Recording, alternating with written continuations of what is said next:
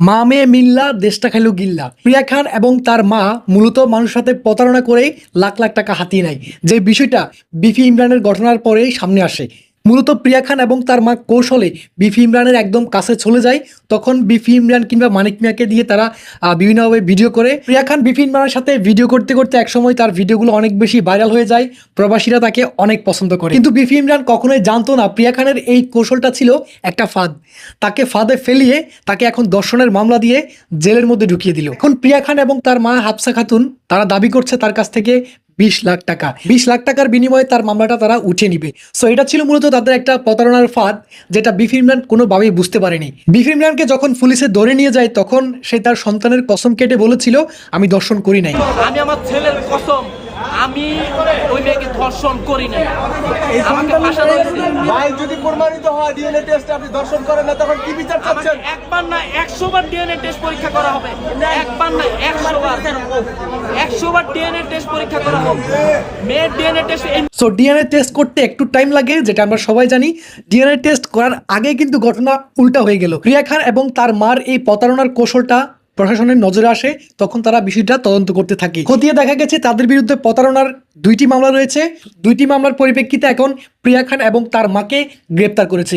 চক্র ওরা তিনজনের মধ্যে ওই প্রতারক চক্রটা বিভিন্ন জায়গায় বিভিন্ন রকম ঝামেলা করে, ঠিক সেই রকম আমার সাথেও ঝামেলাটা করেছে। কে দিয়ে মোবাইল বিক্রি করাইছে, মা এবং মেয়ে গিয়ে আমার দোকান থেকে মোবাইল নিয়ে আসছে। ওনারা 7,200 টাকা না দিয়ে মোবাইল নিয়ে আসে, বলে যদি আমার সাথে ঝামেলা করবি না মেয়েকে দিয়ে মামলা দিয়ে দিব। এরা দুইজন মা মেয়ে মানুষকে প্রতারণার ফাঁদে ফেলে মানুষের কাছ থেকে লাখ লাখ কোটি কোটি টাকা হাতিয়ে নেয়। তারা ঢাকা শহরে প্রচুর বাসা বদল করে, যেটা শেষ পর্যন্ত বাসা বদল করতে গিয়ে কিন্তু তারা পুলিশের কাছে ধরা খেয়ে যায়। বাসা বদল করতেই পালিয়ে যাবে সেই মুহূর্তে তাদেরকে পুলিশ ধরে ফেলে। আপু আপনাকে কেন অ্যারেস্ট করা হয়েছে? কে খাইছে?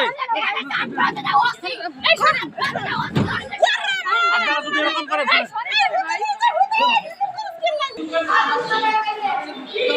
একটা বিষয় আন্দাজ করলেই বুঝতে পারবেন, প্রিয়া খানের মা 23টি মামলার বাদী।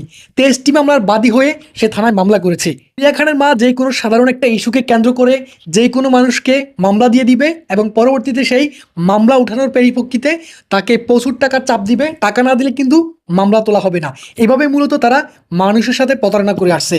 আমাকে 72টা মামলা দিছে, আমার মাকে মারছে, আমার বাপের মারছে, আমার পুরা ফ্যামিলির জেল কাটাইছে, আমার বাপের জেল কাটাইছে, আমার ভাইয়ের জেল কাটাইছে, আমার 6 বার জেল কাটাইছে। গ্রামবাসী যারা আছে ওরা কিছু কথা বললে ওরার নামে মামলা করে, ওরা নামে মামলা করে। আমি আর কত থাকবো, মানুষের অত্যাচার আর ভালো লাগে না। মানুষের এটা বলে আমি তো লজ্জায় মুখ দেখাতে পারি না।